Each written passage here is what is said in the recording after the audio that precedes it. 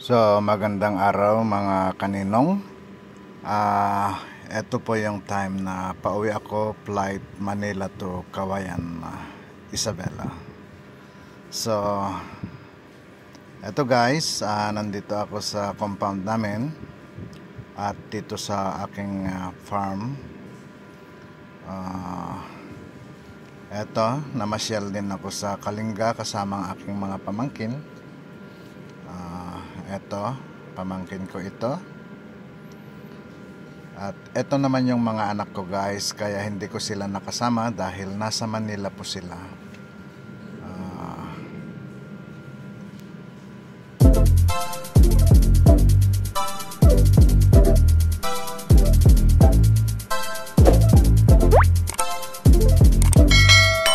So guys, gusto kong ipakita sa inyo yung aking mga accomplishment, yung pinaghirapan namin ng aking asawa. So ito po yung aking bodega, may kiskisan po. Yan po yung aking kiskisan. At bali dito na rin po ang aking pinaka family house, bahay namin. So ito po yung isa kong bahay sa Ilagan City, California Homes. Sa totoo lang po ngayon ko lang mapupuntahan. So eto ngayon, papasyalan natin at samahan nyo ako guys. So eto po, ayan po ang bunso kong kapatid, retired army po yan. Pero dati ring seaman yan, nagkasama pa kami sa barko. So ito po yung bahay ko dito sa Ilagan City. Likod lang po ng Capitol ito. Medyo makapal na yung damo dahil wala naman pong nag-aasikaso. So ngayon po at dito ako, palilinis ko po ito. So ngayon ko lang po makita ito. Hindi ko alam kung anong gagawin ko dito, pero gusto ko makita muna ni Mrs. na ganito lang muna. At magbabakasyon din siya sa December. So titignan ko kung anong magandang gawin dito, kung ipapaupa ba o anong pwedeng gawin natin para makatulong man lang sa pambayad sa bangko. So eto po, ayan, maliit din lang siya. Kaya lang syempre nasa subdivision po, at saka isa pa po, likod lang po ng Capitol ito. At city siya. So thanks God dahil mayroon po tayo nito. So ito naman po yung isa kong bahay na ngayon ko din lang makita. Actually mga maliliit po itong mga collection ko, pero proud po ako dahil dito po ay dugo at pawis ang aking puhunan, kahit maliliit sila. So dito po may nangungupahan na mga pulis po ang nandito. So first time ko pong pupunta dito, kaya lang medyo nag-iingat ako dahil baka magugulat yung mga pulis. Siyempre may baril ang mga yan, baka sabihin nila may taong nakapasok. So nag-iingat lang po ako, at saka nag-aalangan din po ako sa totoo lang, kasi hindi po nila ako kilala. Dahil ngayon lang po ako pupunta dito mula nung nabili ko po ito, mga 3 years ago, nung kasagsagan po ng pandemic. So ito naman po yung isa kong vintage na bahay. So ito po, lumang-luma na po ito. Gusto ko na sanang paalisin yung mga nakatira dyan, kaya lang naawa ako sa kanila dahil mostly po ang nandito ay mga estudyante. Malapit lang po kasi sa paaralan ito. Yung isa naman na mga pulis ang nakatira malapit sa kampo, kaya mga pulis din ang malapit sa Provincial Police Office ng Quirino Province. Dito naman malapit lang ang school dito, kaya mostly estudyante ang nakatira dito. So hintayin ko na lang guys na talagang mawas out na ito para magkukusa na silang umalis. Pero at least nakikinabangan pa rin natin dahil siyempre nangungupahan nga po sila. So ayan, ganun lang guys, kung may tiyaga tayo, may nilaga. Although mga maliliit po yan, pero syempre pag pinagsama-sama lahat ay mayroon ding value. So ito pong furniture na ito ay sa pinsan ko po yan, hindi po akin. First cousin ko ang may-ari dyan. Diyan ang aking palagay, itong mga nyog ay akin ito. Nasasakupan ko kahit diyan. Tapos dito sa parang ano namin, di ko na alam kung ano to. So guys, ito rin yung aking condo unit sa Quezon City. So diyan po, Pinecrest Subdivision. So ito po, kasama ko po yung aking kumpare, si Dr. Joel Rumbawa. Bali siya po ang naghikayat sa akin noon na kukuha din ng unit dito dahil nga kasalukuyang mag-aaral yung mga bata noon. So ayun, napilitan din kumuha dahil kung tutuusin guys, parang rent to own ang labas nito. Kaysa mangungupahan naman ako ng 12 or 15,000 na boarding house ng mga anak ko. So kumuha na lang po ako ng condo unit na maliit po. Maliit lang po ito. Sakto lang po sa mga estudyante. At saka kung ganito na nagbabakasyon po kami, dito na rin po tumutuloy. So ito po yung car park, pero hindi na po ako kumuha ng car park dahil mahal po. Yung sasakyan ko naman, paminsan-minsan lang pumupunta dito sa Manila. Kaya kung nagpupunta kami, nagpapabook na lang kami sa security guard kung saan yung may available na pwedeng parkingan at na magbabayad na lang po kami, ganun. So eto, kompleto naman po lahat dito. Nasa third floor lang kami, so pwedeng mag walk up or mag-lift din kung may karga tayong mabigat. So eto, umakyat po kami, kasama ko si Pare Doc. Yung kumpare ko kasi guys, halos kababata ko yan. So close kami, as in since mga bata, binata, hanggang ngayon may mga asawa. Inaanak niya ng binyag yung isa kong anak. So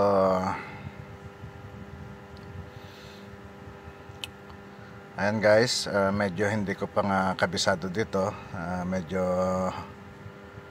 nawawala po tayo. Sa susunod pa. Nasa second floor pa lang ito guys. So ayan guys, konting sikap lang kung may pangarap tayo sa buhay.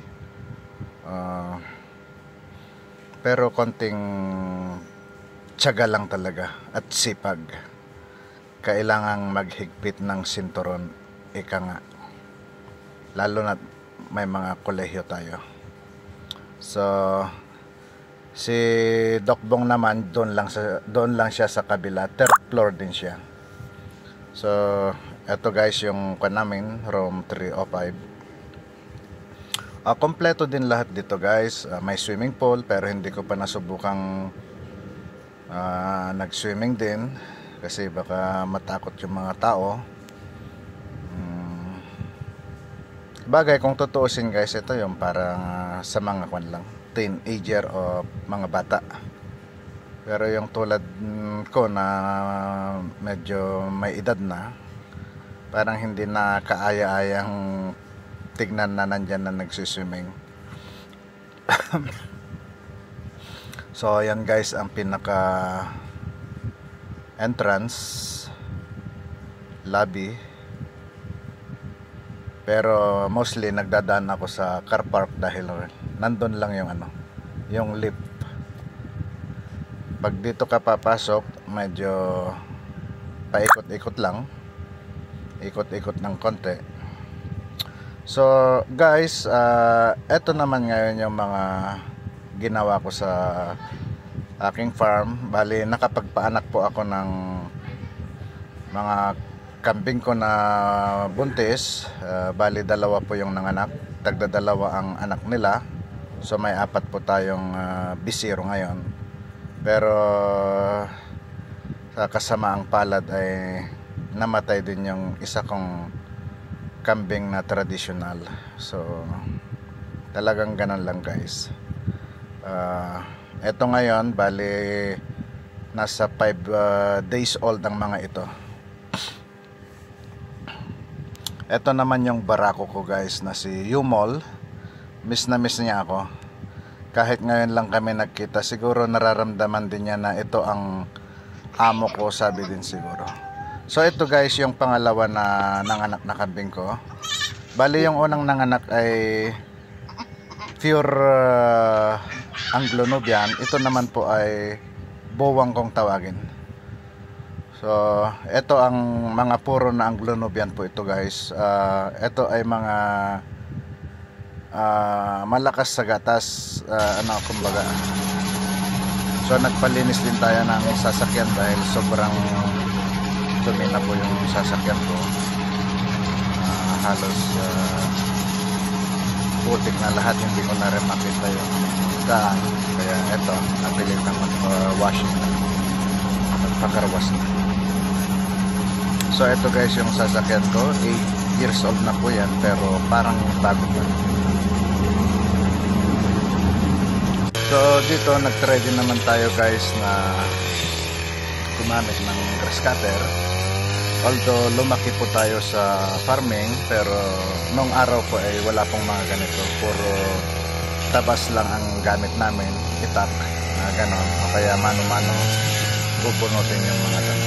So ngayon guys, madali na lang, bili na lang ng grass cutter at ganyan, bilis lang. Pero bilis din nilang tumubo guys yung mga damo, lalo na pag naulanan, mga 2-3 araw lang matataas na naman. So eto parang enjoy naman, kaya lang sobra po ang pagod ko dito guys. Minsan naramdaman ko yung babangon ng umaga eh hindi ko kayang ihakbang din yung paa ko dahil sobrang pagod talaga. Halos wala akong tigil dahil nga po 2 weeks lang yung binigay ng boss ko na bakasyon sa loob po ng 4 na taon na hindi po ako nakauwi. Kaya parang takam na takam po ako sa bakasyon guys. So eto, sinulit ko naman. Alas 5 pa lang ng madaling araw, nandyan na ako sa farm, nagtatanim kung ano-ano. At tulad po sa kabila, sobrang supal po, pero lilinisin po natin. So eto guys, nag-i-enjoy naman.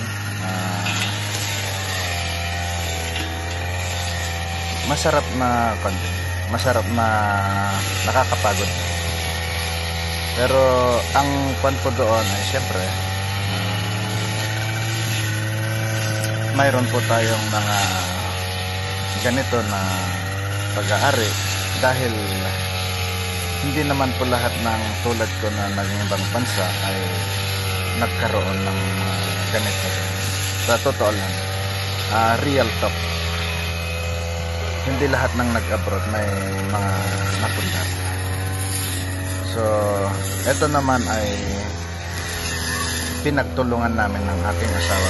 So kung ano po yung nasa amin, kung meron yung meron kami ay dugot pawis yan. Dalawa kami ng asawa ko. Nag-automatic ating message. So eto, pasyalan din natin yung iba ko pang lupa. Eto guys, kulang-kulang 4 na hektarya po ito. Ngayon ko din lang makita ito guys, ngayon ko din lang mapuntahan. At malapit lang, yun po yung kung nasaan po yung mga kambing ko, nandun po.